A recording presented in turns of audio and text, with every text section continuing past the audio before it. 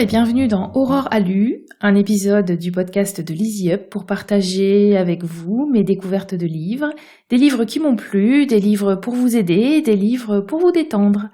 Aujourd'hui, je vous parle des heures souterraines.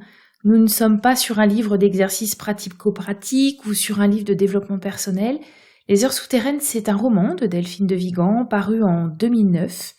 J'ai voulu vous parler de ce roman parce que je trouve que c'est un livre exceptionnel dans la minutie, dans la psychologie et dans la description fine de la descente aux enfers progressive des deux personnages, Mathilde et Thibaut, qui ne se connaissent pas et qui sont deux victimes de la violence silencieuse, deux victimes de ce sujet douloureux, le harcèlement moral. Le personnage de Mathilde m'a particulièrement touchée, j'ai trouvé les descriptions des sensations vibrantes. Il y a une description parfaite de ce moment de bascule où le quotidien devient harassant, ce quotidien dans la vie perso, mais aussi dans l'entreprise, dans la vie professionnelle. En fait, ça m'a touchée, parce que je sais, pour l'avoir vécu et pour l'avoir entendu aussi dans les histoires de mes clientes, que l'entreprise est un lieu privilégié des abus de pouvoir.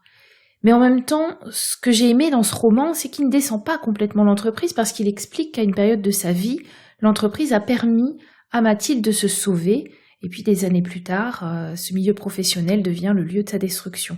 Ici, l'auteur Delphine de Vigan décortique les sentiments et les ressentis de Mathilde avec beaucoup de talent. C'est un roman sombre, triste, mais qui prend aux tripes parce qu'il est précis et juste. Je vais vous lire un court extrait de ce roman pour vous permettre de vous faire une idée et pour vous donner envie de le lire. Elle n'en parle pas, même à ses amis. Au début, elle a essayé de décrire les regards, les retards, les prétextes.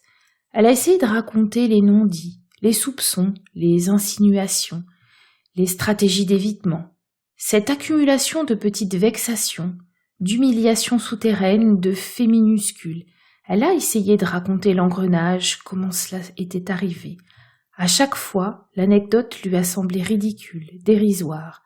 À chaque fois, elle s'est interrompue.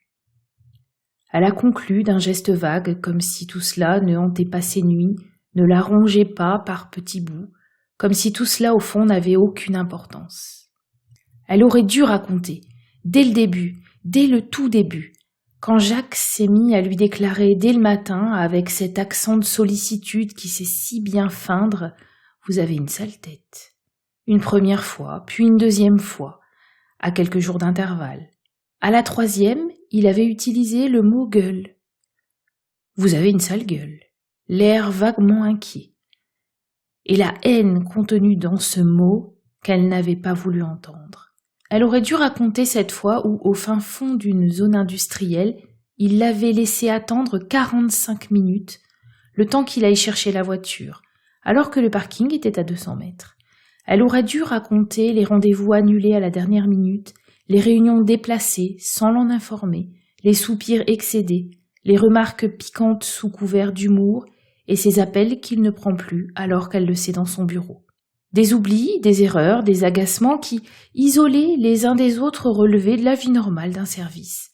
Des incidents dérisoires dont l'accumulation sans éclat, sans fracas, avait fini par la détruire. Elle a cru qu'elle pouvait résister, elle a cru qu'elle pouvait faire face, elle s'est habituée, peu à peu, sans s'en rendre compte. Elle a fini par oublier la situation antérieure et le contenu même de son poste. Elle a fini par oublier qu'elle travaillait 10 heures par jour sans lever la tête.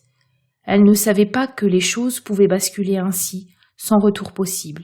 Elle ne savait pas qu'une entreprise pouvait tolérer une telle violence, aussi silencieuse soit-elle, admettre en son sein cette tumeur exceptionnelle, sans réagir, sans tenter d'y remédier.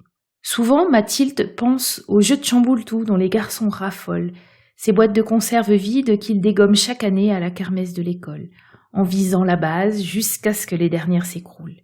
Elle est la cible, et aujourd'hui il ne reste plus rien. Mais quand elle y réfléchit, le soir, allongée dans son lit ou plongée dans l'eau brûlante d'un bain, elle sait très bien pourquoi elle se tait. Elle se tait parce qu'elle a honte.